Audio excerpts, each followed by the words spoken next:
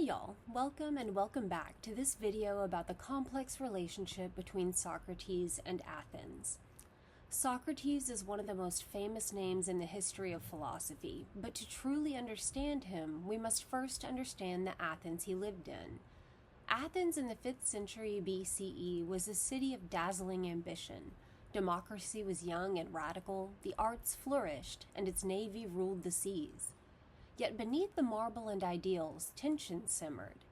Socrates did not just live through his time, he challenged it, holding up a mirror to his city and to humanity itself. This was the so-called Golden Age of Athens. Citizens gathered in the agora to discuss politics, vote in the assembly, and watch tragedies in the theater. Marble temples like the Parthenon rose over the city. It was a place of energy and experimentation, but also one where status, beauty, and reputation mattered deeply. As Bettany Hughes writes, Socrates stands at the beginning of our world, when democracy and liberty are first conceived as fundamental values of society. The optimism of Athens' golden age was shattered by a long and brutal war with Sparta, the Peloponnesian War. Athens lost. Its empire crumbled, its economy faltered, and its people began to question the very values they once celebrated. Hughes tells us that Socrates worried the pursuit of plenty will bring mindless materialism, that democracy will become just another banner under which to fight. Socrates was born into modest circumstances. His father was a stonemason, his mother a midwife, trades that would later become metaphors in his philosophy.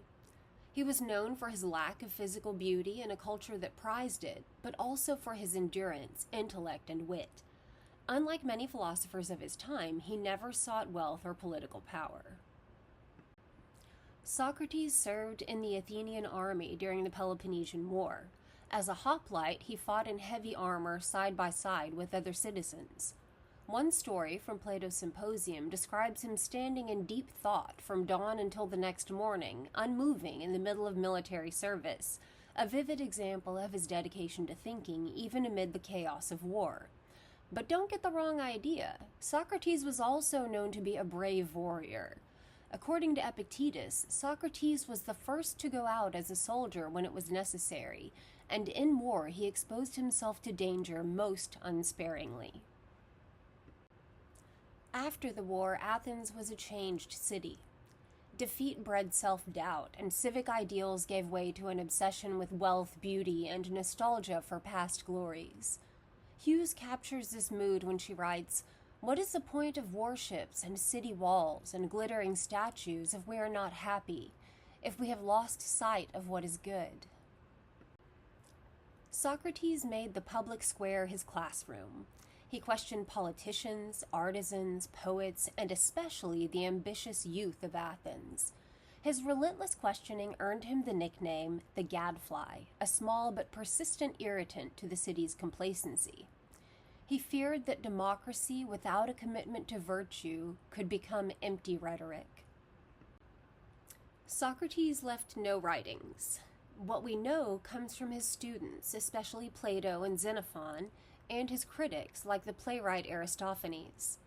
Historians call this the Socratic problem, separating the real man from the idealized or satirical portrayals. Hughes suggests that whether we meet the real Socrates or not, the idea of Socrates remains profoundly ethical. For Socrates, love was not merely personal, it was a social glue. Hughes explains that he believed it is only when you look for your own goodness in others and find it that you yourself can be a truly good person. His goal was eudaimonia, a kind of flourishing that comes from living virtuously, not from wealth or power. By 399 BCE, Athens was anxious and suspicious of dissent. Socrates' habit of questioning sacred traditions and challenging powerful men made him an easy target. He was accused of impiety, disrespect for the city's gods, and of corrupting its youth. But what truly unsettled the authorities was his refusal to conform. The trial of Socrates took place in a city still raw from war, political coups, and moral uncertainty.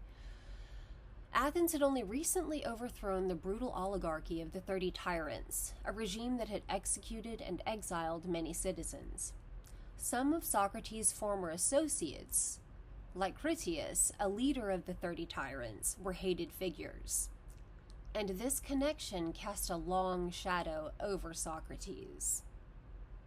In his trial, the prosecution accused Socrates of impiety, not worshiping the gods of the city, and of introducing new divinities. They also claimed he corrupted the youth by teaching them to question authority. The jury, composed of 500 citizens chosen by lot, represented both the democratic spirit and the instability of Athens. Socrates faced his accusers unflinchingly, refusing to pander for sympathy. He told them he was a gift from the gods, a gadfly sent to stir the city from its moral sleep. At his trial, Socrates could have saved himself by promising to give up philosophy. Instead, he declared that a life without questioning was not worth living.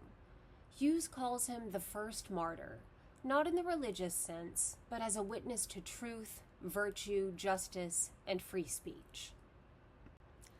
When the votes were cast, Socrates was convicted by a narrow margin. In Athens, defendants could propose an alternative punishment.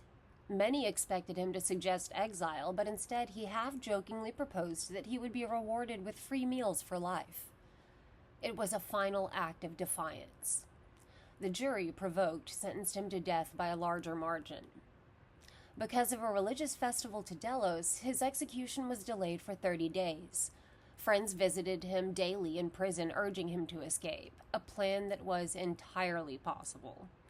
But Socrates refused, saying that to flee would violate his lifelong commitment to Athens' laws, even if those laws condemned him unjustly. On the final day, as Plato recounts in the Phaedo, Socrates spoke calmly about the immortality of the soul. He took the cup of hemlock poison, drank it without trembling, and walked until his legs grew heavy. His last words were to remind a friend to sacrifice a rooster to the god of healing, as if death itself was a cure. Plato's account preserves the scene as both tragic and triumphant. As Hughes reminds us, you can kill a thinker, but not his thoughts. His ideas would live on through his students and beyond.